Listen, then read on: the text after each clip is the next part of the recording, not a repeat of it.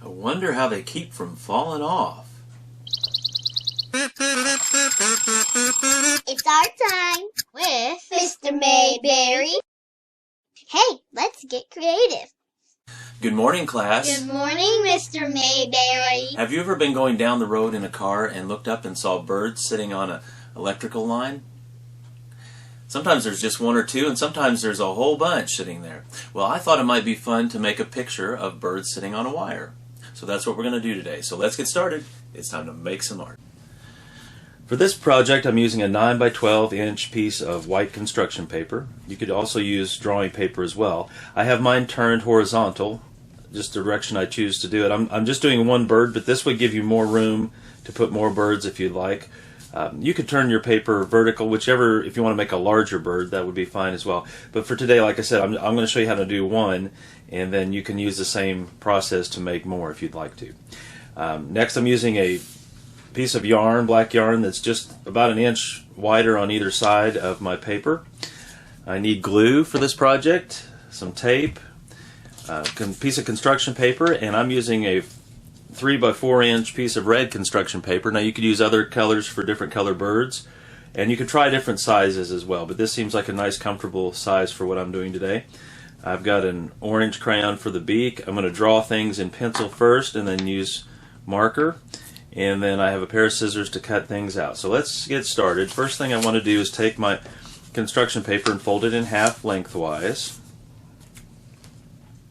just like that. And then I'm going to go ahead and draw half of the bird on this construction paper. And you want to make sure that you're drawing the right side and cutting on the right side, because if you don't, you'll end up with an odd looking bird, or maybe even two pieces instead of one. So I have my fold here on the right side, and I'm going to draw half of this bird, which is basically just a big circle or big oval. Move this out of the way.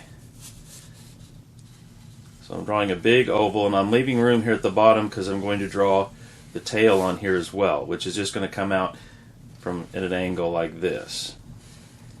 So this is half of the bird design, just a half of an oval and then a slanted line here to form half of the tail. Alright, I want to cut this out. That'll be the next step. So I cut the outline. And you'll know right away if you drew it in the wrong direction.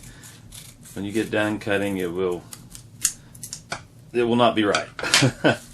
There's scrap paper. Sometimes I like to keep the excess paper or scrap paper to be reused, but there's not much here, so this will be thrown away. But I open this up, and here's the shape for the bird. Now I want to go ahead and I'll trace out the features for this bird. And I think I'm going to do it on the side. This has a little bit of the line showing, so I'm going to go ahead and do it on this other side so I don't see that. First thing I want to do is show that this is the bottom of the body, so I'm going to make a curve. It goes right across here, like that. And then I'm going to draw lines that fan out for the tail feathers, just like that.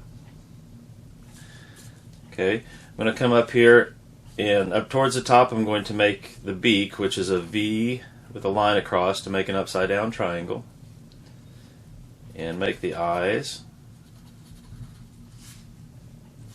I want to make some wings, so I'm going to start here and make a curve out. This is a very simple bird. Now you can add more detailed features if you like.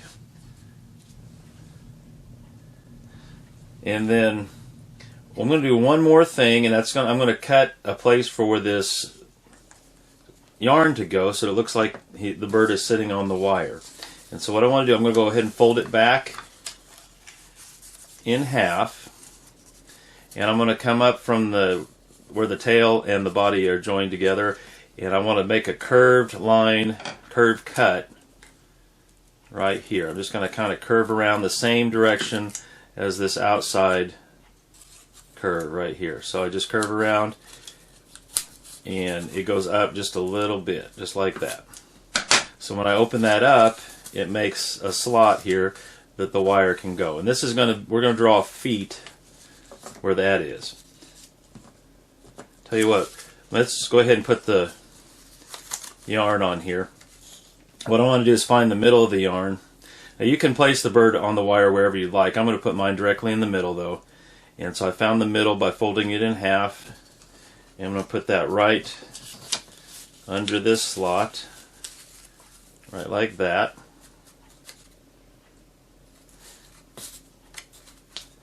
And now that I'm thinking, let me take that back out. I think it'll be easier to draw it first before I put it on, because if I put that underneath there, it'll be a big bump. So I'll go ahead and draw this first. I'm going to make 2 W's for the feet, just like that. And then I want to put kind of a wavy line here above to show feathers above the feet. And I think I'll go ahead and take a moment here and I'm going to color in the beak. You could use marker as well. I'm just using crayon today. Color in the beak and the feet, both orange. Just like that. And it's pretty close to the red. You should be able to still see it. But like on a blue piece, if you had a blue bird or some other color bird, you might be able to see it just a little bit easier. Okay, I found the middle of the yarn. I'm going to tuck it under here. And just to make sure it stays on, I'm going to turn it over and put a piece of tape right here on the back. Okay, and then there's my bird sitting on the wire. Now I just have to fasten the wire down to the paper. Couple things you could, before you actually fasten it down, you could go and color the background. You might even want to use a blue piece of, it's like a sky blue piece of construction paper, and put it in front of that so that you have the sky behind there.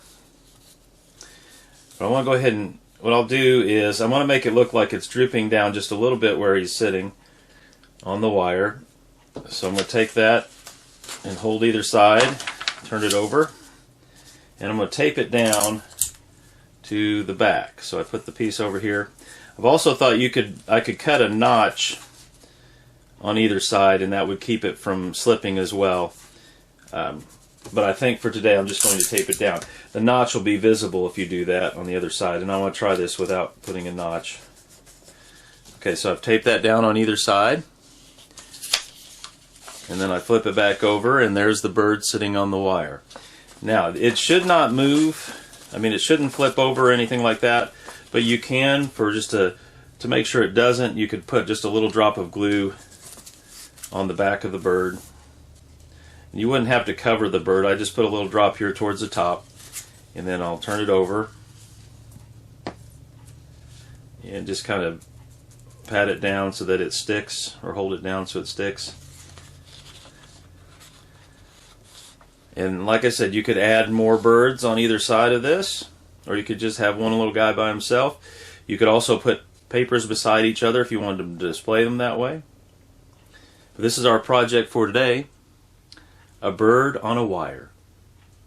Why not take what you've learned and make a bigger display?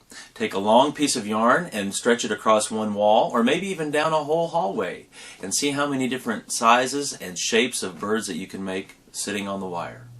Well, thank you for coming to art class today, and I'll see you next time. Goodbye, Mr. Mayberry. They should be in the circus.